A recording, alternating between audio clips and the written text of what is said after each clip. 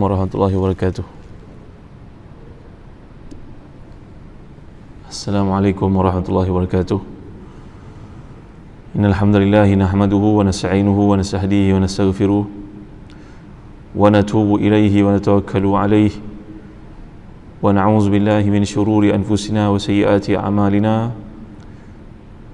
May yahdihillahu fala mudilla lahu wa may yudlil fala hadiya lahu. Allahumma salli wa sallim wa barik ala Muhammad wa ala ali Muhammad kama sallaita wa sallamta wa barakta ala Ibrahim wa ala ali Ibrahim fil alamin innaka Hamidum Majid. Amma ba'd.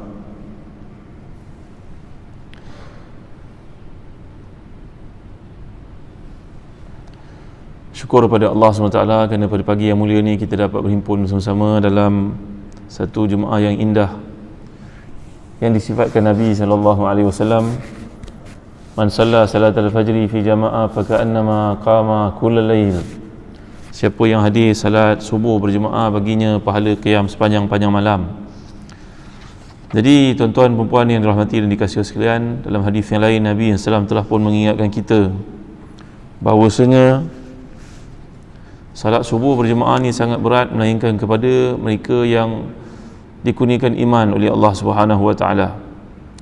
Iaitulah salat subuh, salat isyak sangat berat ke atas golongan munafiqun kerana mereka menyangkakan tiadanya cahaya pada waktu itu, iaitulah tidak dapat dilihat oleh Nabi sallallahu alaihi wasallam. Lalu mereka hanya datang pada waktu Nabi sallallahu alaihi wasallam melihat kehadiran mereka. Jadi alhamdulillah, syukur kepada Allah SWT kerana kita dapat hadir pada pagi ini. Mudah-mudahan Allah mengekalkan iman dalam hati kita sampailah kita bertemu dengannya.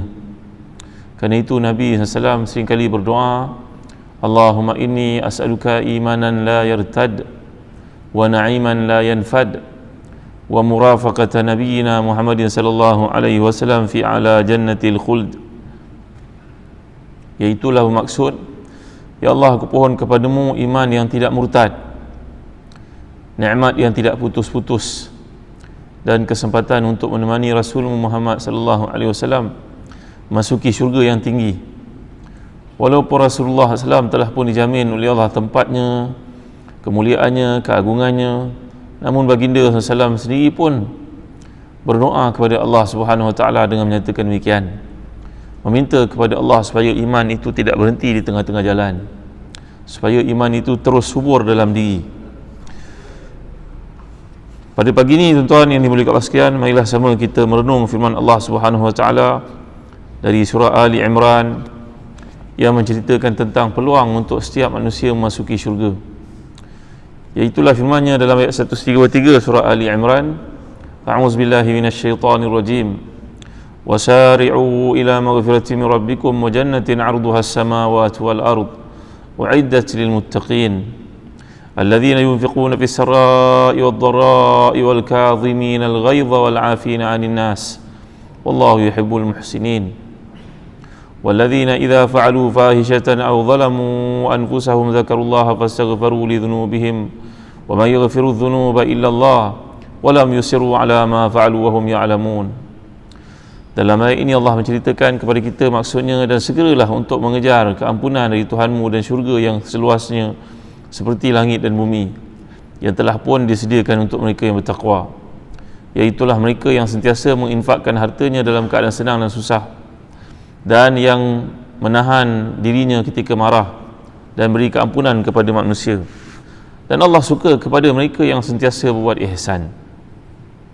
Iaitulah juga mereka yang apabila melakukan satu dosa, mereka lekal-lekal kembali kepada Allah dalam keadaan mereka tahu mereka memiliki Tuhan yang dapat mengampunkan dosa-dosa yang telah lalu.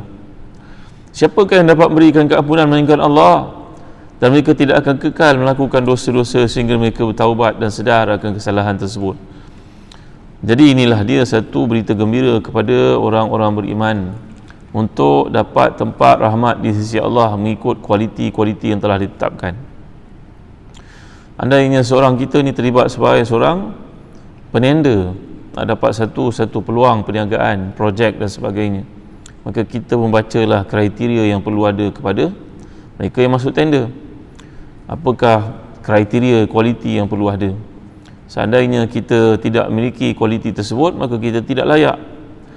Demikian juga seseorang nak mendapat satu peluang, contohnya mereka akan melihat apakah spek yang perlu ada pada seseorang itu sehingga melayakkan dia mendapat kelebihan tersebut. Maka di sisi Allah pun Allah memberi jelas maklumat itu untuk kita ambil perhatian, bahawa sebenarnya jalan ke syurga itu tidaklah sukar bagi mereka yang betul-betul berusaha untuk memperbaiki diri dan memenuhi sifat-sifat yang Allah SWT nyatakan itu. Dalam ayat yang lain, Nabi kita SAW yang Nabi suka baca surah tersebut, iaitu surah Az-Zumar namanya. Tiap-tiap malam Nabi akan baca surah Az-Zumar. Begitu juga surah Al-Isra', begitu juga surah Al-Mulk, begitu juga surah As-Sajdah, begitu juga ayat terakhir daripada surah Al-Baqarah. Banyaknya Nabi punya bacaan, ya lebih daripada itu.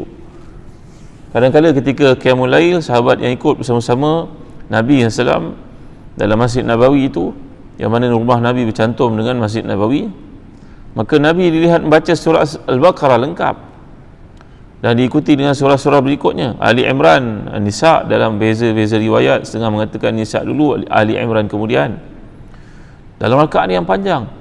Satu rakaat baca semua itu, ya, satu rakaat baca semua itu. Subhanallah, Masya Allah, Tabaraka wa Ta'ala. Dalam satu rakaat Nabi SAW menghabiskan beberapa surah yang panjang, bukan surah biasa-biasa, tuan-tuan. Inilah dia kerana nikmat yang Allah berikan kepada baginda SAW, baca Al-Quran itu melebihi segala-gala perkara yang lain.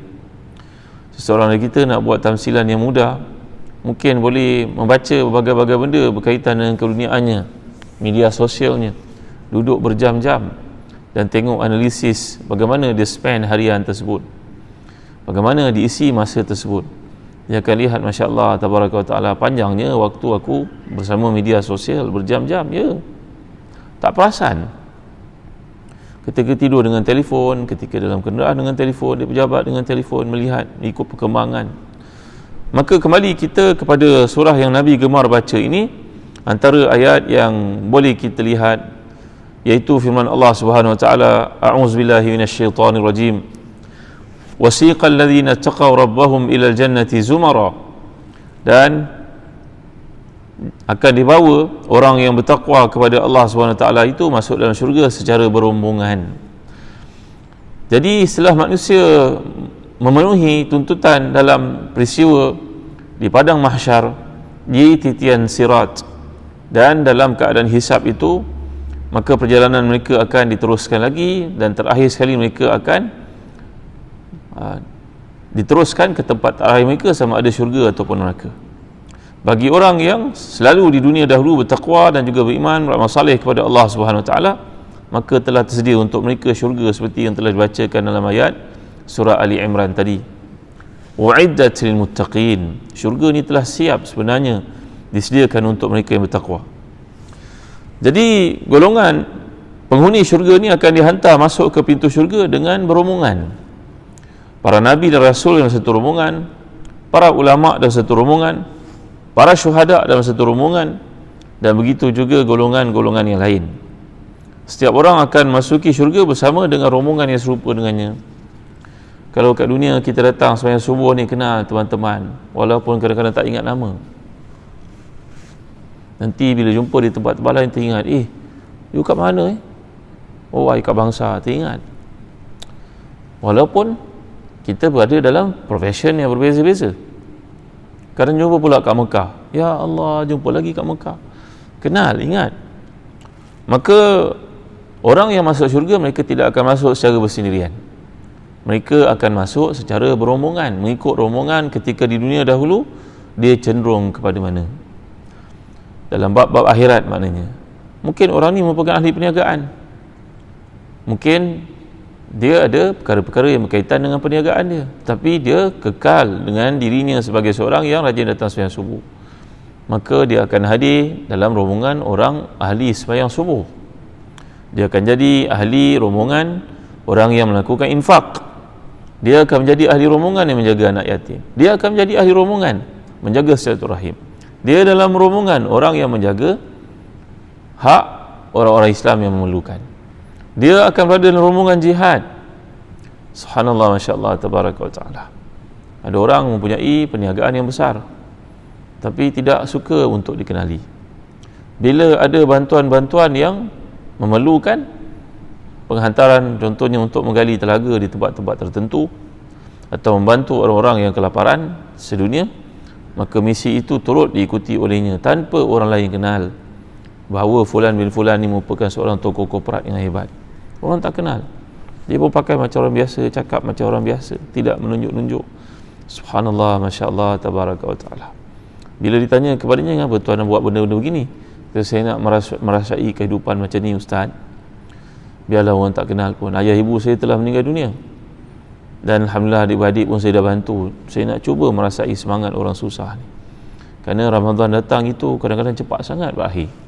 Subhanallah, masya-Allah, tabaraka wa taala, hebatnya engkau. Ya, tuan-tuan yang dimuliakan Allah sekalian. Seperti sahabat Nabi yang kaya namanya Abdullah bin Salam radhiyallahu anhu. Abdullah bin Salam adalah seorang Yahudi yang kaya. Beliau ni merupakan seorang pendeta, orang ilmuwan. Dia masuk Islam bila sampai kat Madinah, melihat kebenaran yang ada pada wajah Nabi SAW. Rupanya wajah itu menerbitkan tanda sama ada dia orang salih atau sebaliknya. Maka si Husain bin Salam pada ketika itu masuk Islam, Nabi pun mengubah namanya menjadi Abdullah. Mulai hari itu Abdullah bin Salam sentiasa berada dalam majlis-majlis Nabi SAW, walaupun tak banyak periwayatan hadisnya. Nabi SAW telah menyifatkan, inilah orang ahli syurga. Nabi telah menyatakan kepada para sahabat bahawa kedudukannya dalam syurga telah termaktub walaupun dia masih hidup lagi. Apakah kelakuan Abdullah bin Salam ini sehingga menyebabkan dia disenaraikan demikian? Dalam hatinya tak pernah ada rasa dendam pada orang-orang yang lain pun, tuan-tuan. Tak ada sikit pun rasa hasad kepada orang lain. Orang sepertinya berfikir bahawa anugerah Allah itu adalah tepat pada masanya untuk orang yang layak selayak-layak. Maka mengapa ada hasad dalam diri aku? Kerana hasad kepada orang lain dari sudut kebendaan menandakan kita tidak redha dengan apa yang Allah beri kepada kita. Dan lebih malang lagi apabila seorang itu mempunyai perasaan hasad, sebenarnya dia merasakan Allah tidak pandai dalam pengagihan khazanah miliknya, iaitu dia mempersoalkan.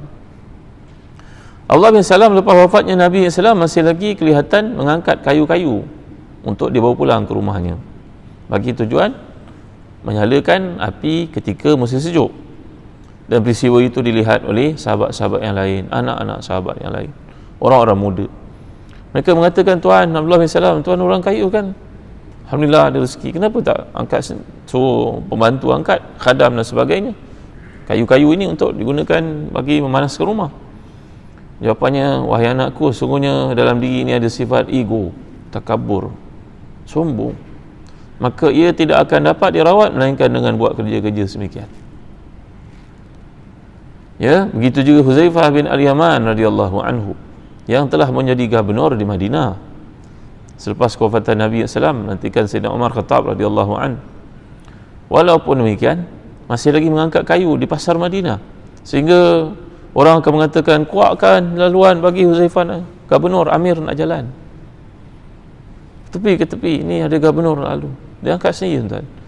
Dengan jawapan yang sama, beliau mengatakan bahawa dalam diri ini ada sifat-sifat mazmumah yang hanya dapat diatasi bila kita melakukan kerja-kerja kasar seperti itu. Subhanallah, masya-Allah, tabaraka wa ta'ala. Jadi manusia yang akan masuk syurga ini mengikut kepada kecenderungan amal salihnya di dunia. Seandainya dia merupakan ahli infak, maka dia akan masuk bersama dengan golongan munfiqun. Kalau dia merupakan ahli umrah dan juga haji, insya-Allah dia akan dipilih memasuki syurga besok menerusi rombongan para hujaj, mu'tamirun. Kalau dia di dunia dahulu membela anak-anak yatim, maka dia akan masuk bersama dengan kafilul aitam. Kalau dia menjaga ibu bapanya dalam keadaan lain sibuk, maka dia akan masuki syurga bersama dengan ulul arham. Inilah dia pintu-pintu syurga sebanyak amal yang kita lakukan di dunia, tuan-tuan. Baik, syurga yang luasnya seperti langit dan bumi itu memiliki banyak pintu untuk dimasuki oleh orang yang layak. Setiap pintu akan manggil-manggil nama orang dikenali itu sebagai bakal ahlinya. Rasulullah SAW pernah bersabda, faman kana min ahli salati du'iya min babil salah, faman kana min babil jihad, min ahli jihad du'iya min babil jihad. wa man kana min ahli sadaqah du'iya min babi sadaqah, wa man kana min ahli siyam du'iya min babi siyam yuqalu lahu rayyan. Kalau seorang itu merupakan orang yang rajin salat, maka dia akan masuki syurga melalui pintu salat. Kalau dia merupakan ahli sedekah, dia akan dijemput masuki pintu syurga yang bernama babus sedekah. Kalau dia merupakan seorang yang suka berpuasa, maka dia akan masuki syurga melalui pintu puasa yang khusus untuk ahli-ahli yang berpuasa, iaitu namanya Ar-Rayyan. Jadi ini nama-nama pintu di syurga, tuan-tuan dimuliakan Allah sekalian. Beberapa hadis sahih yang lain menyebut bahawa bilangan pintu syurga itu ada 8. Misalnya hadis riwayat Muslim daripada Umar bin Khattab radhiyallahu anhu bahawa Nabi SAW sabda, "Ma minkum min ahadin yatawadda'u fayublighu aw yusbighu al-wudu' thumma yaqul asyhadu an la ilaha illallah wa asyhadu anna Muhammadan 'abduhu wa rasuluhu illa futihat lahu abwabul jannah ats-tsamaniyah yadkhulu min ayyiha syaa'." Bahawa Nabi SAW sabda, maksudnya tidaklah seseorang daripada kamu mengambil wuduk dengan sempurna lalu berkata di hujungnya, "Aku bersaksi tiada Tuhan melainkan Allah dan aku bersaksi bahawa Muhammad adalah Rasulullah," melainkan akan dibuka baginya 8 pintu syurga, dia akan masuk dari mana-mana pintu yang dia kehendaki. Ya Allah, mudahnya. Ya, semudah itu tuan-tuan dimuliakan Allah sekalian. Ambil wuduk, jangan lupa lepas wuduk berdoa. Berdoa ni adalah tanda permintaan dan rayuan kita kepada Allah SWT. Kena banyak berdoa. Macam mana tamsilannya? Kan ke Allah Maha Kaya, dia boleh bagi saja terus. Kenapa lepas wuduk kena doa, lepas sembahyang kena doa, dalam sembahyang pun ada doa, dalam sujud pun ada doa. Bila nak berhenti berdoa? Jawapannya begini tuan-tuan. Tuan-tuan punya anak yang tuan-tuan jaga daripada kecil, dia pun belajar masuk sampai ke universiti. Sampai ke universiti, tuan-tuan selaku orang yang mempunyai wang, duit, harta, berkata kepada anaknya, "Ahmad, sekarang kau masuk universiti." Ahmad dia, "Ayah sibuk sangat." "Maka kau masuk universiti selama 4 tahun buat degree ni, maka ayah bagi kepada kau sebuah kereta, sebuah rumah, duit dalam jumlah begini-begini, ni iuran kau, ni belanja kau, habis Ahmad ni, nanti 5 tahun ni kau jumpa ayah." Ada tak seorang ayah buat begitu tuan-tuan yang mulia Allah sekalian? Ataupun seorang ayah ni yang ketika sedang meeting pun dapat panggil anaknya bukan main, dia seronok lagi. Sekejap, anak saya call, keluar sekejap. Ya, tengah bawa kereta, anaknya call, "Ahmad, ayah berhenti berjalan." Cintanya si ayah kepada anak menyebabkan dia tidak akan buat macam senario yang pertama yang digambarkan tadi. Dia tentu akan bagi sikit-sikit. "Ahmad, ni duit kau sebulan ni tak cukup, call ayah lagi tau. Beritahu ayah tak cukup, nanti ayah transfer." Ya, kereta kau ada masalah, beritahu ke ayah. Apa saja masalah ayah nak dengar anak. Kita seorang ayah ni rasa risau kalau anak tak call. Betul tuan-tuan? Kenapa dia tak call ya? Sibuk sangat ke? Ya, kita pun call dia. "Ahmad, call ayah nak. Kenapa kau diam je? Ada masalah apa-apa ke?" Risau. Maka walillahil mathalul a'la, kata Imam Mutawalli Sya'rawi dan tafsirnya. Allah itu contoh yang memang tidak boleh disamakan langsung dengan makhluk. Allah lebih suka dengar perkataan kita, permintaan kita, rayuan kita, lebih daripada seorang ayah menunggu, menanti panggilan telefon anak. Gitu tuan-tuan yang mulia Allah sekalian. Maka setiap kali kita berdoa, setiap kali kita pohon dan minta kepastian di akhirat kita dapat keampunan, ya, kita berhenti-henti kita berdoa kepada Allah. Itu sebabnya kita berdoa. Kerana Allah menyatakan dalam ayat yang lain,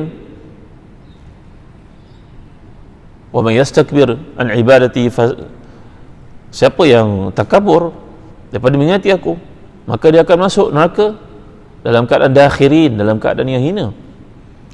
Ya, tuan-tuan dimuliakan Allah sekalian. Jadi maknanya orang yang tidak berdoa itu orang yang rugi. Rugi untuk dirinya sendiri. Jadi dalam hadis ini menyatakan kepentingan untuk kita berdoa walaupun lepas wudu. Ya, walaupun lepas wudu. Kalau kita lihat dalam kitab Azkarul Azkar oleh Imam Asyuti, bukan lepas wudu, tiap-tiap kali kita membasuh anggota wudu itu ada doanya. Contohnya basuh tangan kanan, Allahumma a'tini kitabi biyamini. Ya Allah, berilah kitab aku di akhirat besok dengan tangan kanan. Bila basuh muka, ada doanya. Bila basuh kaki, Allahumma thabbitni ala sirati, ya Allah tetapkan kaki aku di atas sirat nanti. Padahal semuanya telah ditetapkan oleh Allah, tapi kenapa mohon lagi? Jawapannya seperti tamsilan anak tadi yang dinantikan oleh bapanya, panggilan telefon itu. Maka demikianlah Allah lebih-lebih lagi, tuan-tuan dimuliakan sekalian. Baik, Al-Imam Ibn Hajar dalam Fathul Bari menyebut pintu-pintu lain selain daripada 4 pintu yang telah disebut dalam hadis Muslim tadi, iaitu pintu haji yang kelima. Tadi kita dah sebut ya, pintu salat, pintu sedekah, pintu jihad dan juga pintu puasa. 4. Ni Ibn Hajar menjelaskan daripada rumusan kajian beliau terhadap hadis yang banyak, ada 4 pintu lagi. Iaitu apakah dia pintu yang berikutnya? Yang kelima, pintu haji. Yang keenam, pintu menahan marah. Menahan marah pun ada pintunya, ya. Kerana tuan-tuan, marah ini adalah tanda kesombongan dalam diri sebenarnya. Berbanyak orang yang melepaskan kemarahannya, lepas itu menyesal sampai tak sesudah. Ya, tuan-tuan yang rahmati dan dikasihi sekalian. Dalam banyak kes lah, satu perkataan yang dikeluarkan itu, maka dia ibarat binatang buas yang telah pun terlepas dan mengganas. Itulah kata-kata hukama, seperti kata Umar bin Abdul Aziz, bahawasanya kata-kata kita ni umpama binatang buas yang perlu dipenjarakan dalam jail. Tapi bila kita mengatakan perkataan-perkataan yang kasar dan buruk, ini dia ibarat harimau yang telah terlepas, tak ada siapa boleh kawal dia lagi. Maka lepas itu menyesal tak kesudahan. Ya, inilah dia malapetaka bila kemarahan tidak dikawal. Dalam hadis yang sahih yang lain mengatakan, siapa yang kawal kemarahannya nanti di akhirat, Allah SWT akan mengatakan kepadanya, "Falyakhtar minal huril in ma sya'."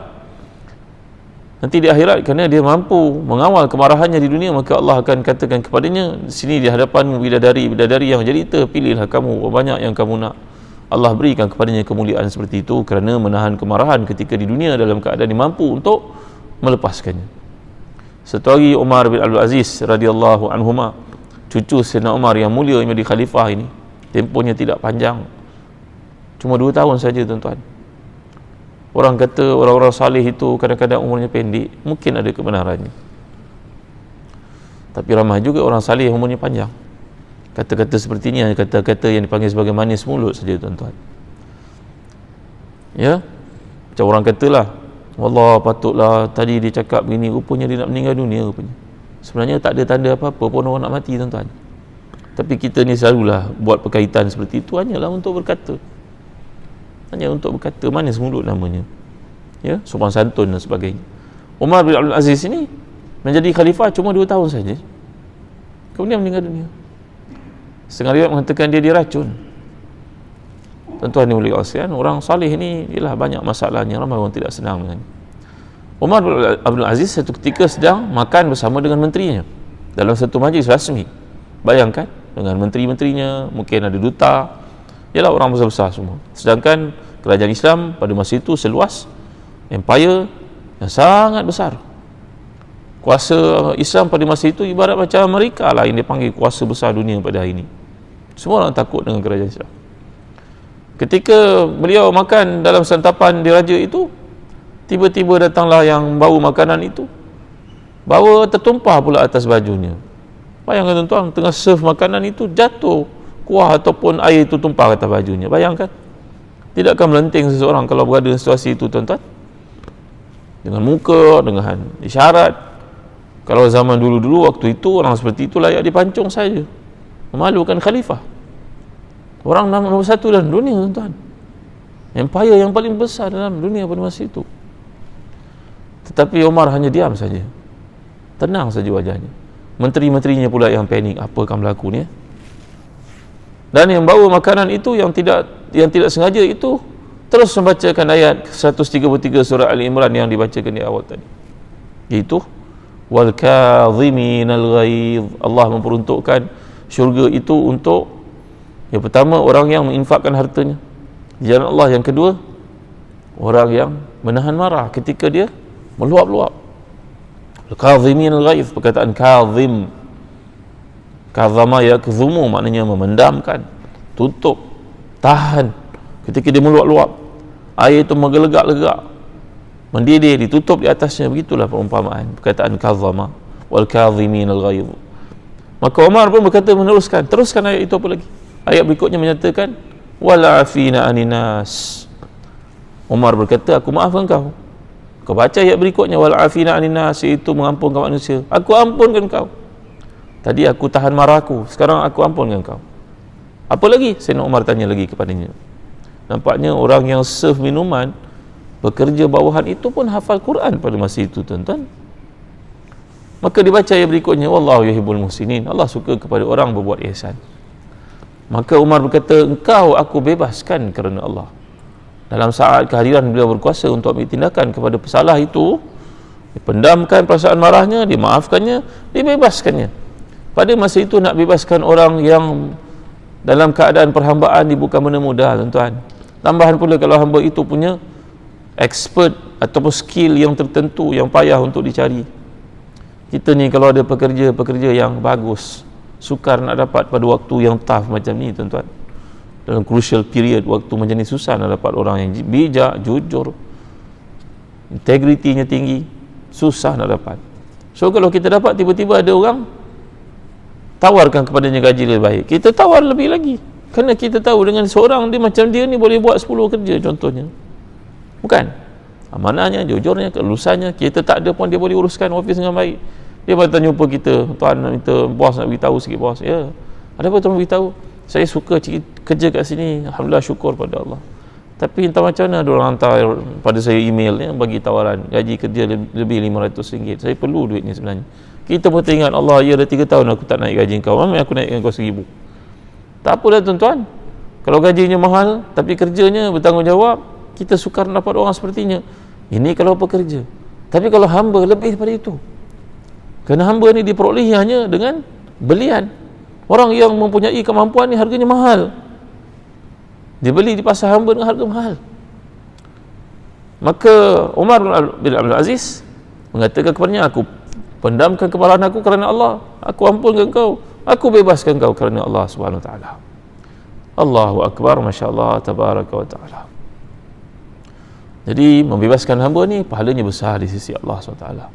Walaupun Islam tidak menghalang perhambaan, tetapi dalam segala kafarah yang dilakukan oleh seorang Muslim, kita melihat bagai perkara itu ganjaran ataupun peruntukan sudut pahala di sisi Allah, penghapusan dosa, bebaskan hamba.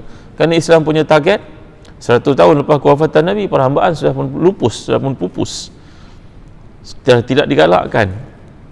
Ya, tuan-tuan dimuliakan Allah sekalian. Jadi kata Al-Hafiz Ibn Hajar dalam Fathul Bari, antara pintu ini lagi, iaitu yang ketujuh, adalah pintu ilmu, majlis ilmu. Majlis ilmu dan juga majlis zikir.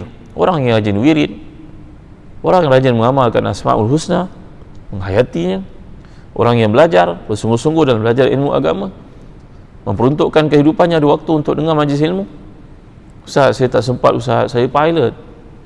Tapi dalam kapal terbang tu untuk pengetahuan Ustaz, tak berhenti-henti saya dengar ceramah antarabangsa. Syekh ni saya dengar, orang ni saya dengar, orang yang kuliah ni saya dengar, ustaz-ustaz kat Malaysia pun saya dengar. Bagus tahniah. Ini kemudahan untuk dapat ilmu berlaku di mana-mana saja. Mengapa tidak dilakukan? Kalau dulu orang nak pergi belajar kena hadir ke masjid, tapi hari ini kita dengar YouTube pun macam-macam ilmu ada, tuan-tuan. Pilih saja mana kita nak. Mudah-mudahan orang sedemikian masuk dalam konteks memasuki syurga dalam pintu mencari ilmu ini, tuan-tuan. Ada ilmu yang kita boleh dengar, ilmu kita kena talaqi musyafahah. Contohnya ilmu tajwid, kena belajar dengan ahlinya. Tapi hari ini pun ada macam-macam, ada podcastnya, ada YouTube-nya, ada Facebook-nya. Ustaz tu mengajar, menyebut berkali-kali, kita pun ikut. Insya-Allah itu juga masuk dalam talaqi musyafahah. Buat, tuan-tuan. Ini nama dia zakat waktu, tuan-tuan dimuliakan Allah sekalian. Zakat waktu. Waktu pun punya zakat. Ya, waktu punya zakat. Zakat tu makna mengeluarkan bahagian yang paling elok daripada kehidupan kita untuk Allah. Kata Imam Mutawalli Syarawi, kalau orang itu tidak boleh pergi haji, dia tetap kena salat juga. Dia tak mampu keluar zakat, dia tetap kena salat juga. Dia tak mampu puasa, dia tetap kena salat juga. Salat itu keutamaan, kerana salat itu mengandungi segala kerukunan yang lain. Dalam salat kita menghadap kiblat, itu haji namanya. Orang pergi haji pergi kiblat kan. Dalam salat ada syahadah, asyhadu an la ilaha illallah wa asyhadu anna Muhammadar Rasulullah. Itu syahadah, rukun syahadah itu. Dalam salat kita tak boleh makan, tak boleh bercakap, itu puasa itu. Dalam salat kita memperuntukkan waktu yang paling indah daripada kehidupan kita. Waktu zuhur, waktu paling elok tengah meeting pergi solat. Waktu asar, penat-penat solat. Subuh, mengantuk, tidur, salat. Jadi sebenarnya salat itu zakat waktu sebenarnya, tuan-tuan dimuliakan Allah sekalian. Jadi menuntut ilmu juga merupakan zakat waktu sebenarnya. Ya, zakat waktu. Memang sukar dengan hiburan yang kita alami pada hari ini. Semua orang berhibur. Dalam PKP yang berpanjangan ni, tuan-tuan, agak-agak berapa orang lebih kalangan kita yang dapat menghafal Al-Quranul Karim? Ataupun semua video dalam siri-siri hiburan itu habis dituntutnya, tak ada benda lain lagi nak tengok. Yang mana satu kita? Berapa banyak hadis yang dapat dihafalnya? Berapa banyak catatan indah untuk pesanan kepada anak-anak anda yang mati telah ditulisnya? Zakat waktu sebenarnya itu. Tapi ramai orang tidak sedar, kan? Tuan-tuan dimuliakan Allah sekalian. Yang terakhir sekali kata Ibn Hajar, pintu yang paling kanan sekali di sisi Allah untuk mereka memasukinya, itulah pintu tawakal namanya. Tinggi tawakalnya, tuan-tuan dimuliakan Allah sekalian. Kita dah buat sebaik mungkin, terbaik mungkin, serahlah kepada Allah SWT. Apa lagi nak risau? Kerana perkataan tawakal ini berarti wakil. Macam kita pilih wakil rakyat lah. Ya, wakil tu tawakal lah. Saya tak mampu nak masuk politik, saya pun tak mampu nak pergi persidangan, saya pun tak boleh dipilih sewenang-wenangnya begitu. Maka saya pilih orang paling layak di kalangan saya, di kalangan kita untuk jadi pemimpin kita, mewakili kita, menyampaikan suara kita di parlimen, contohnya begitu. Itu sebab dipanggil perkataan wakil. Hasbunallahu wa ni'mal wakil. Cukuplah Allah sebaik-baik wakil. Cuma manusia ni kalau kita wakilkan dia, mungkin kita tak puas hati dengan apa-apa dapatan kita kemudian. Aku sudah buat lain-lain pula dibuatnya. Kita jadi marah. Kau siap, kau lagi ada tukar kau. Tak mundi kau lagi. Contoh, tuan-tuan. Tapi dengan Allah tak boleh begitu. Dengan Allah kita dah serahkan semua, maka tinggal engkau lah ya Allah. Pernah di sebuah hospital kerajaan yang besar dalam Kuala Lumpur ini, ada beberapa hospital besar kerajaan dalam Kuala Lumpur kan, Lembah Kelang kan, Putrajaya, Serdang, HKL, Selayang. Ini hospital besar lah, tuan-tuan. Sungai Buloh dan Lembah Kelang lah. Seorang doktor paling pakar bekerja di sebuah hospital ini. Tapi di hospital itu tak ada bahagian perubatan untuk kanak-kanak dalam keadaan penyakit kronik. Maka didudukkan anak dia yang ni doktor kerajaan, tugas begitu lama, lebih 20 tahun, doktor pakar kan. Anaknya diuji Allah dengan satu penyakit. Maka anaknya pun dirawat di hospital terbesar kerajaan itu. Tapi doktor dekat situ pun surrender, tak boleh. Datuk, tak boleh Datuk rawat, nampaknya memang kena pindah ke hospital sekian-sekian. Selayang. Kerana di situ doktor paling pakar buah pinggang untuk kanak-kanak. Di hospital ni kita tak boleh rawat. Doktor paling pakar, tuan-tuan, dalam bidangnya. Maka anaknya pun dipindahkanlah ke hospital Selayang. Duduklah dia untuk seketika ambil cuti, kemudian tak mampu lagi, so isterinya yang dirawat itu untuk jaga. Baru bulan-bulan, baru tahun-tahun. Ada orang datang jumpa dengannya, Datuk, anak ni namanya kena tukar Datuk, namanya. Tak mana dia pakai fatwa, kita pun tak jumpa dalam kitab-kitab hadis. Kan orang Melayu kata nama tu terlalu berat untuknya tukar. Mana dia belajar ya? Apalah kena dengan nama dengan orang itu Memanglah nama yang buruk itu Nabi tak bagi, betul. Tapi kalau nama itu nama para sahabat, kemudian dia diuji sakit, salah ke nama sahabat itu? Sahabat pula di syurga itu, bukan orang yang salah. Maka tuan-tuan, isinya kata, abang doktor pakar, rawatlah macam mana? Tak boleh, saya abang tak tahu. Ilmu Allah bagi banyak ni je. Ilmu doktor lain banyak ni je. Abang kita serahlah pada Allah. Kita dah buat yang terbaik. Apa lagi kita dah buat? Dia kata dia doktor pakar. Orang-orang kampung kesian kepadanya, tahun-tahun anaknya duduk kat hospital. Maka semua orang datang bawa ubat, macam-macam ubat. Rumahnya jadi macam farmasi, tuan-tuan. Dia doktor, dia tahu mana boleh ambil sebarangan ubat ini. Walaupun orang Melayu lama berkata ini ubat tradisional, ini herba, begitu, begini. Jangan sebarang-sebarang, tuan-tuan, nanti lain jadinya. Tuan-tuan tentu lebih tahu tentang perkara semikian kan? Kan tak ambil kan, kata sombong, ambil lah, simpan kat rumah penuh ubat. Akhirnya takdir Allah anak itu pun meninggal dunia. Dalam hadis yang sahih mengatakan bahawa siapa yang mempunyai anak dan Allah mengujinya dengan kematian, lalu dia hanya mengucapkan inna lillahi wa inna ilaihi raji'un, maka Allah akan seru pada para malaikat baginya keampunan dan binakan untuknya rumah dalam syurga, namakan dia sebagai Baitul Hamdi, namakan dia Baitul Hamd, namakan rumah itu Baitul Hamdi, rumah pujian, kerana dia bersabar. Menangis itu biasa tuan-tuan. Rasulullah SAW pun menangis ketika kewafatan Nabi Ibrahim, puteranya yang bongsu itu. Rasulullah menangis sallallahu alaihi wasallam. Mana mungkin tidak menangis? Menangis. Maka ditanya kepadanya, Datuk doktor pakar. Memanglah, tapi ilmu Allah bagi sikit. Saya buat yang terbaik supaya tidak ada penyesalan. Dan kemudian serah kepada Allah SWT. Hebat tuan-tuan, Masya Allah. Iya, doktor pakar pun tak boleh rawat. Itu sebab benarnya kata-kata hukama bahawa yang buat ubat meninggal dunia, yang dirawat meninggal dunia, yang paling pakar tentang ubat meninggal dunia, yang tinggal adalah Allah SWT yang Maha Perkasa. Maka ini namanya tawakal. Dan banyaklah contoh-contoh yang lain. Seorang usahawan yang terkemuka masuk dalam satu bidding tender yang penting dan akan menghasilkan satu pendapatan luar biasa, revenue untuk company ini. Tiba di hujung terpilih shortlisted beberapa company yang berdaya maju.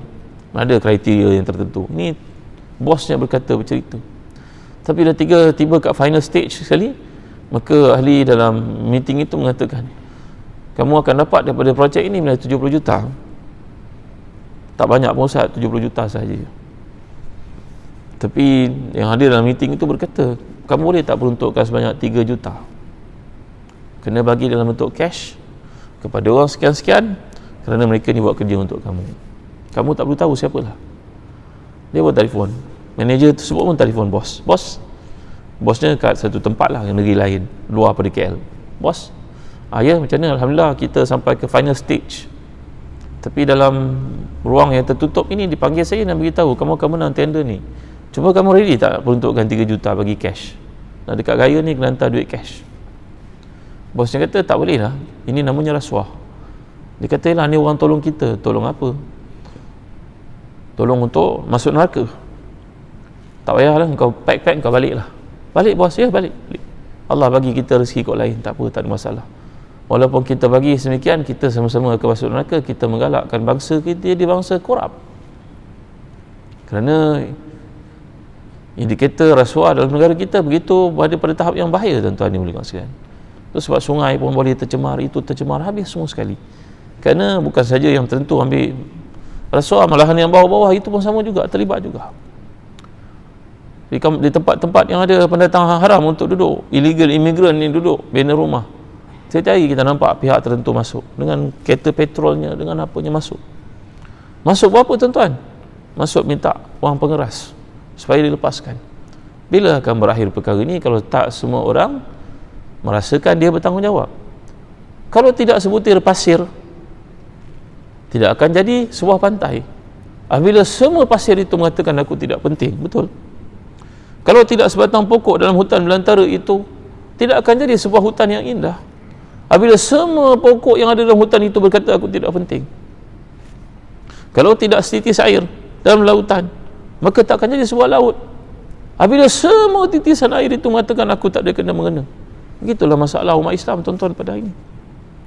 Ketika kerajaan Islam Osmaniyah berada di ambang kejatuhan, ada seorang qadhi yang terkemuka namanya Syekh Muhammad Hasan Siddiq Khan At-Tabrizi, seorang ulama yang terkemuka, Syekhul Islam, qadhi qudha. Maka raja pun hantar surat kepadanya, wahai Syekh Muhammad Hasan, saya nak tanya pada tuan Siddiq Khan ini, tuan guru hadis, faqih Hanafi dan sebagainya. Saya nak tanya, kenapakah kerajaan Islam mengalami kemelut yang dahsyat pada hari ini? Tentera kita kalah di semua tempat mereka pergi bertempur. Macam mana nak buat? Maka orang alim yang hebat ini menjawab, bukan urusan saya. Raja menjadi amat marah dengan jawapan itu. Panggil datang. Biadab punya orang alim, ada jawab begitu pula pada aku. Aku maharaja, empire paling besar di dunia. Panggil datang. Apa salah cakap macam tu? Maka dia panggil Syekh. Muhammad Siddiq Hasan Khan At-Tabrizi ni, Tuan Guru apa saya jawab macam ni? Raja marah tau. Orang menteri ni bawa datang depan raja, selamba je orang ni jawab, bukan urusan saya ni tuanku, bukan maksud saya. Maksudnya semua orang Islam berfikir bukan urusan saya, bukan urusan saya, ni bukan urusan saya. Ada berlaku kes, bukan urusan saya. Tuan-tuan dimuliakan Allah sekalian. Nanti kita buat aduan, bukan ni kawasan bukan kawasan saya. Aduh, bukan ni dalam orang lingkup lah orang lain. Bukan. Ini waktu, memang waktu tindakan tak boleh diambil. Bila nak selesai urusan tuan-tuan? Bila semua orang mengatakan bukan urusan saya. Baik, kembali kita kepada bab tawakal ni tadi. Hanya orang yang saleh saja mendapat kelebihan tawakal di sisi Allah, iaitu dia yakin, aku ini dah buat yang sebaik mungkin, terbaik mungkin. Ibarat macam anak-anak sudah belajar bersungguh, tiba hari peperiksaan, dia mencurahkan segala yang dia ingat itu atas kertas jawapan, dia serah, cukup, aku dah buat, aku dah baca, aku dah hafal, aku buat yang terbaik. Kalau lulus, Alhamdulillah. Aku tak lulus, adalah satu hikmah di sebalik. Kehidupan tidak berakhir dengan sebab kegagalan. Begitulah fikiran orang-orang yang bertawakal ini. Al-Imam Abu Abdillah Al-Qurtubi dalam kitabnya Tazkirah berpendapat bahawa pintu syurga sebenarnya lebih dari 8. Mana datang wahai Tuan Guru? Bagaimana hujah engkau ini? Dengar jawapannya tuan-tuan. Beliau berkata bahkan pintu syurga sebanyak amalan dilakukan oleh manusia, kerana 8 dalam istilah Arab itu merujuk kepada satu anggota yang banyak, satu bilangan yang banyak. Dalam bahasa Arab ada nombor-nombor tertentu yang merujuk kepada banyak. Jadi bila sebut 8 ni banyak, mungkin 80, mungkin 18, mungkin 800. Adakah begitu? Jadi 8 ini simbolik kepada banyak di sisi orang-orang bahasa. Kata Imam Abu Abdillah Al-Qurtubi, seorang ahli tafsir yang terkemuka yang menulis kitab namanya Al-Jami' li Ahkamil Quran, seorang pakar bahasa yang hebat. Kalau kita baca tafsir Qurtubi, kita akan lihat keindahan ulasan dari sudut bahasa beliau ni sangat hebat. Beliau berasal dari Cordova dan dia hidup pada zaman kejatuhan Islam di Cordova. Imam Abdullah Qurtubi ini, dia menceritakan bagaimana ketika ditangkap oleh orang-orang Kristian, disembelih orang Islam ramai-ramai, yang perempuannya dikerjakan, maka saya terpaksa ikat tangan adik-adik perempuan saya, kerana kalau tak kami hanyut di laut. Tuan-tuan, beliau bercerita. Dan ketika orang Kristian datang untuk memberkas menangkap aku baca ayat daripada surah Yasin yang Nabi baca ketika hijrah. Wa ja'alna min baini aydihim saddan wa min khalfihim saddan fa aghshaynahum fahum la yubsirun. Sebagaimana ayat itu berkesan untuk Nabi sebagai satu mukjizat, dia juga berkesan untuk aku. Iaitu ketika aku diburu oleh Kristian yang mencari-cari aku berada depan matanya, dia tak nampak. Dia kata, mana pergi budak lelaki tadi? Mana pergi budak lelaki? Aku nampak dekat sini orang muda itu. Mana pergi dia? Padahal aku depan mata dia tak nampak aku.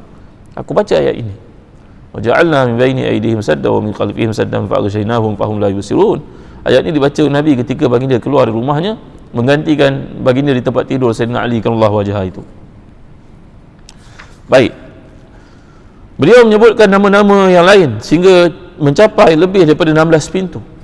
Di antara lain adalah pintu taubat, pintu umrah, pintu silaturahim, pintu redha di atas ketentuan Allah, pintu menjaga ibu bapa, pintu menjaga anak yatim, pintu memberikan infak kepada orang memerlukan di kalangan janda.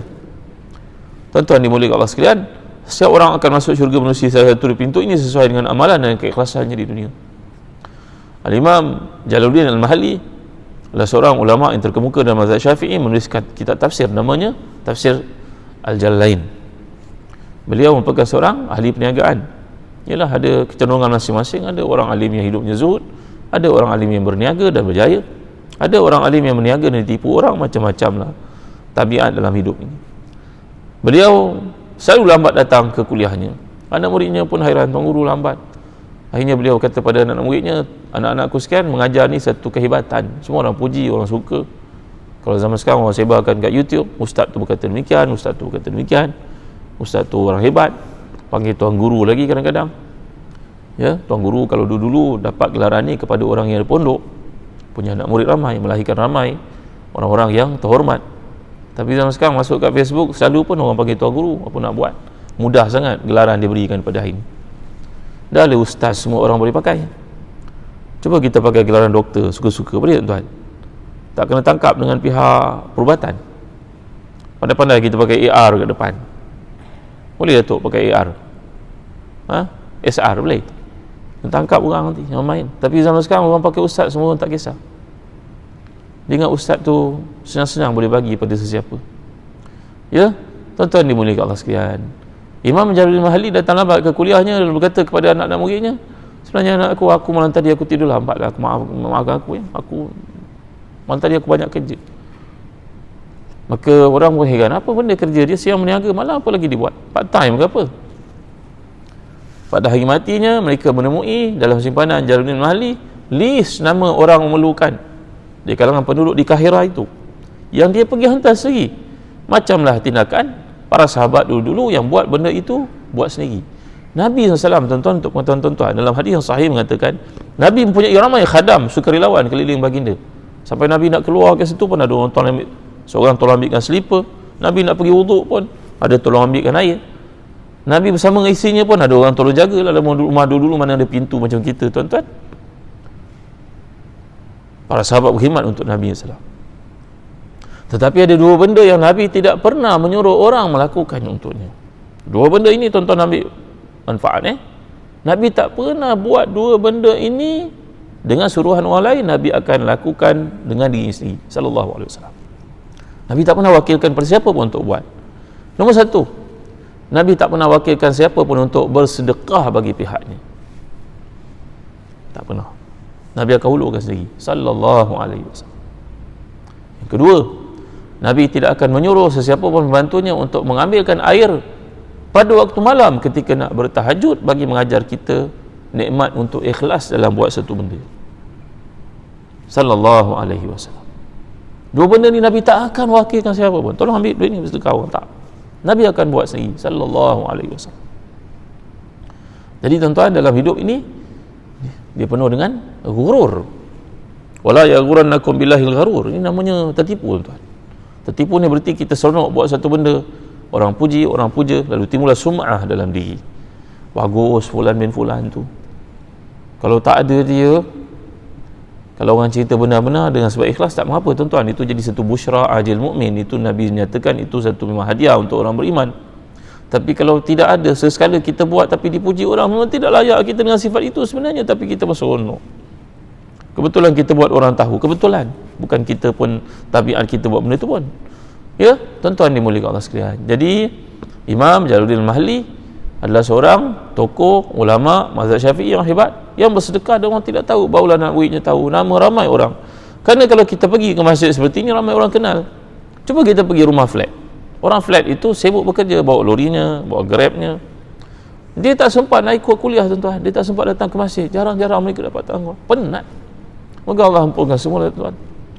Maka dia tidak kenal orang alim, dia tidak kenal orang pemimpin pun dia tidak kenal. Dia sibuk dengan kehidupannya, survivalnya, tuan-tuan.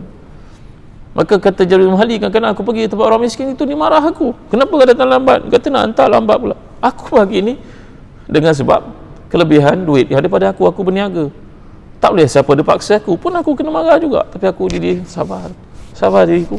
Inilah tarbiyah untuk engkau. Kalau kau pergi ke majlis ilmu, semua orang sanjung, cium tangan kau. Tapi kalau kau pergi ke tempat-tempat seperti itu, orang miskin, setinggan dan sebagainya, rumah flat, mereka tidak kenal kau. Peduli apa? Kau nak hantar-hantarlah. Ya, kenapa hantar lambat? Kenapa hantar tak cukup? Macam-macam kena marah, tuan-tuan dimuliakan Allah sekalian. Jadi Al-Imam Jalaluddin Mahalli buat itu semuanya kerana Allah. Tak tunjuk pada siapa pun, tuan-tuan. Pada hari matinya barulah isteri anak-anaknya perasan, dia simpan list panjang. Bantuan untuk orang, ni dah dapat, ni belum dapat.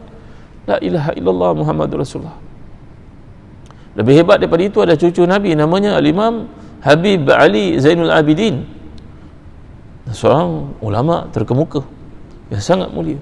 Ketika dia tawaf di hidup zaman dengan, tuan-tuan, dengan ramai para tabi'i yang lain, Ali Zainul Abidin ini, dia tak boleh bercakap depan ramai, dia akan menangis. Lalu mereka bertanya kepada Tuan Guru, kenapa Tuan Guru tak boleh cakap depan ramai? Dia kata, aku tak mampu menguasai diri aku sendiri. Kenapa? Kerana masa aku kecil, aku satu-satunya yang selamat di Karbala. Di Karbala itu 13 orang adik-beradiknya dibunuh, sepupu lakinya dibunuh, tuan-tuan. 13 orang di depan matanya. Maka dia tak boleh nampak orang ramai, trauma, tuan-tuan. Dia berkata, aku melihat orang ramai, aku teringat peristiwa itu.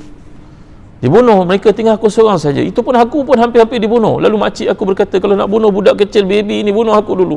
Budak kecil nak bunuh, berapa tahun umurnya, bunuh aku dulu. Maka pembunuh itu tak jadi nak bunuh kerana tak sampai nak bunuh makcik aku. Maka aku satunya lelaki yang selamat dalam Karbala. Ali Zainal Abidin ini tuan-tuan, beliau tiap-tiap malam akan pergi hantar bantuan kepada orang memerlukan tanpa siapa pun tahu. Tanpa siapa tahu. Pada hari matinya, beberapa hari selepas matinya, barulah janda dan juga ibu tunggal, anak-anak yatim, orang susah dekat Madinah menyedari bantuan yang mereka terima selama ini sudah terhenti. Ali Zainal Abidin ni kaya tuan-tuan, tapi kekayaannya semuanya dari Allah, untuk Allah, kerana Allah. Minallah, lillah, ilallah. Daripada Allah, kepada Allah, untuk Allah, tak ada benda lain. Dan mereka melihat di badannya penuh dengan kesan-kesan mengangkat benda yang berat, bahawa mereka tahu sebenarnya dialah pembawa makanan dan juga membantu orang susah dalam keadaan tak ada siapa pun kenal. Susah tuan-tuan, nak ikhlas ni tuan-tuan. Jadi ceritakan pintu-pintu syurga ni, kata Imam Qurtubi, semuanya khusus untuk orang yang ikhlas sebenarnya.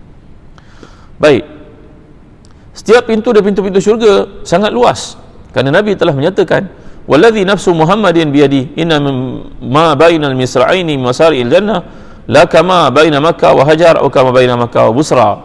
Nabi SAW telah menyatakan pintu syurga ini keluasannya, lebarnya seperti di antara Mekah dan juga Busra. Mekah letaknya di Hijaz, Busra letaknya di negara Syam. Begitu luas besar pintu syurga ini tuan-tuan. Ataupun di antara Mekah dan juga Hajar, juga satu tempat yang sangat jauh. Gambaran nak menunjukkan kepada kita orang masuk syurga ini beramai-ramai, tanpa terhimpit, tanpa tersepit, tanpa berebut-rebut. Kita melihat pintu Masjid Nabawi yang besar itu menjelang pukul 3 pagi dibuka Raudah, orang dah tunggu berebut-rebut. Itu pun pintu yang besar itu pun boleh tersepit orang kat situ. Tapi nak gambarkan lebih besar lagi, pintu syurga ni begitu luas, seperti timur dan barat. Ya, kalau bumi yang kita lihat pada ini dari sudut Bima Sakti galaksinya kecil, kita menyedari ada matahari yang lebih besar daripada matahari yang kita ada, berjuta kali lebih besar daripada matahari. Maka tahulah kita, dunia ni begitu punya besar, kita ni ibarat hama pasir kecil di sisi Allah SWT. Tuan-tuan ni mulia Allah sekalian. Baik, banyaknya pintu syurga memberi isyarat kepada setiap orang bahawa semua amal salih yang kita lakukan dengan istiqamah melayakkan kita masuk syurga. Keyakinan tentang banyaknya pintu-pintu syurga ini boleh kita lihat daripada hadis al-iman bid'un wa sab'una aw bid'un wa situna syu'batan fa afdaluha qaul la ilaha illallah wa adnaha imatatul adza di tariq wal haya'u minal iman. Nabi pernah menyatakan bahawa iman itu ada 70 lebih cabang ataupun 60 lebih. Yang paling tinggi adalah memperjuangkan kalimah la ilaha illallah. Yang paling rendah adalah membuang satu yang menyakitkan di jalan, dan perasaan malu itu sebahagian dari iman. Ini Nabi gambarkan ada lebih 70. Maknanya logiklah para ulama kata 8 tadi merujuk kepada banyak, dan pintu syurga lebih pada 8 sebenarnya. Sebanyak amal salih dilakukan. Dalam hadis ini Nabi telah mengatakan 3 format keimanan. Yang pertama, qaulu la ilaha illallah, berkata la ilaha illallah, memperjuangkan la ilaha. Yang kedua, membuang satu yang menyakiti di jalan, itu perbuatan. Yang ketiga, al-haya'u minal iman, perasaan juga masuk dalam iman, perasaan. Maka kombinasi iman ini dibentuk oleh perkataan, iaitu qaul la ilaha illallah contohnya, membuang satu yang menyakitkan di jalan, perbuatan, dan malu adalah perasaan, juga sebahagian daripada iman. Jadi tuan-tuan, hadis ini menerang kepada kita membuang satu yang menyakitkan di jalan. Kalaulah orang Islam faham hadis ini, maka negara umat Islam menjadi negara yang paling bersih di dunia. Kerana membuang satu yang menyakiti di jalan ini dalam tamsilan Nabi pada 1400 tahun lalu, ketika belum ada plastik, ya, ketika belum ada sampah sarap, Nabi telah menyatakannya. Tapi malangnya orang-orang Islam pada hari ini sebahagiannya adalah orang yang tidak ambil berat bab ini. Pergilah ke negara umat Islam, negara paling kotor dalam dunia tuan-tuan. Masih baiklah ada orang Jepun pergi menunaikan ibadah haji, di samping dia berjalan pergi ke Arafah itu, dia tolong kutip sampah-sampah yang orang Islam lain buang, penuh membukit. Dulu ketika ada persatuan orang-orang Bangladesh di Tanah Haram mengadakan demonstrasi, boykot, sabotaj kepimpinan mereka, tak puas hati ada benda tertentu, menjelang maghrib ke isyak itu saja, maghrib ke isyak saja, membukit sampah dekat Masjid Nabawi itu tuan-tuan. Tuan-tuan bayangkan dataran Masjid Nabawi yang indah, yang cantik itu, dalam masa maghrib isyak saja tidak dikutip sampah, sampah sudah jadi bukit. Di sana, di sini penuh dengan bukit sampah. La haula wala quwwata illa billahil aliyyil azim. Pengotornya orang Islam itu yang pergi haji, yang tak pergi haji macam mana pula? La haula wala quwwata illa billah. Tengok sungai kita kotor. Ini bicara tamadun, tuan-tuan. Ustaz tidak layaklah untuk cerita benda ini kerana jabatan alam sekitar dan sebagainya punya tanggungjawab. Kita pun bertanggungjawab. Yang membuang sampah daripada kereta, yang buang sampah dari rumah, yang campak batu daripada atas rumah pun kena kepala orang meninggal dunia pun ada juga. La haula wala quwwata illa billahil aliyyil azim. Ya, tuan-tuan dimuliakan Allah sekalian. Baik. Setiap daripada kita digesa untuk mengambil salah satu daripada amal salih yang kita lakukan di dunia supaya istiqamah dengannya. Mudah-mudahan kita menjadi ahli amal salih itu dan dijemput masuk syurga di akhirat. Syaratnya hendaklah kita melakukan ikhlas kerana Allah dan istiqamah dalam berbuat perkara tersebut. Dalam hadis Nabi telah bersabda, wahai sekalian manusia, lakukanlah amalan itu dengan berpandukan kepada istiqamah kamu. Dia bukan pada banyaknya tetapi pada istiqamahnya. Satu benda tu kita mampu buat teruskan. Walaupun sedikit, tak apa, kekal buat, melakukan. Saya ni ustaz dah 20 tahun berderma, setiap hari Jumaat mesti saya derma RM5. Alhamdulillah. Mudah-mudahan ada kemampuan itu tambah RM1 lagi ke. Ni 20 tahun RM5 saja. Contoh tuan-tuan. Peningkatan berlaku dalam amal. Saya duha saya tak pernah tinggal ustaz dah 15 tahun. Alhamdulillah. Tambah pula lepas ni qabliyah ba'diyah. Betul. Dah pencen kan? Tak ada kerja kan? Contoh. Ya saya sebelum ni ustaz buat benda ni tahajud alhamdulillah 2 rakaat sebelum subuh. Tambah lagi setengah jam. Cuba tambah. Buat sikit tambah, buat sikit tambah. Ya macam kita buat rumah kita. Abu Hamzah Al-Baghdadi berkata, bila Allah telah membuka untukmu salah satu daripada jalan kebaikan, maka kekallah melakukannya. Apabila seorang melazimkan satu amal saleh, namanya akan ditulis pada amalan itu. Seorang ahli salat misalnya, bukanlah orang melakukan ibadah itu sekali dua, tetapi dia telah melakukannya bertahun-tahun sampai kewafatannya. Seorang yang bersedekah bukan melakukannya sekali dua, tapi dia telah melakukannya bertahun-tahun. Lalu dia menjadi ahli dalam bab itu. Antara semua calon ahli syurga ada juga orang tertentu dipanggil bukan sahaja daripada satu pintu, tetapi dipanggil daripada banyak pintu. Siapakah orang itu? Ketika Nabi menceritakan pintu-pintu syurga, Abu Bakar bertanya, wahai Rasulullah, ada tak orang yang nanti di akhirat pintu-pintu syurga itu akan panggil dia, nama-namanya. Namanya dipanggil pintu-pintu syurga. Saya jawab, iya ada. Aku berharap engkau lah seorang daripadanya, wahai Abu Bakar. Abu Bakar Siddiq menyatakan Nabi dalam keadaan bahasa, aku mengharapkan. Ini keimanan tuan-tuan. Walaupun Abu Bakar tinggi imannya, tapi Rasulullah SAW tidak mengatakan confirm. Kita pada hari ini kita mendengar kadang-kadang ada orang confirmkan orang lain masuk syurga. Apakah kita tidak tahu bahawa syurga dan neraka ni urusan Allah SWT? Tak ada campur tangan kita. Hanya Nabi je boleh beritahu masuk syurga. Kalau ia pun kita nak puji seorang, tak payahlah confirmkan dia dalam syurga tuan-tuan. Ya, ini dunia media sosial membolehkan semua orang bercakap. Orang alim bercakap tak mau dengar. Orang jahil bercakap itu yang dapat hit banyak. Oh, fulan masuk syurga lah dia. Tak boleh cakap gitu tuan-tuan.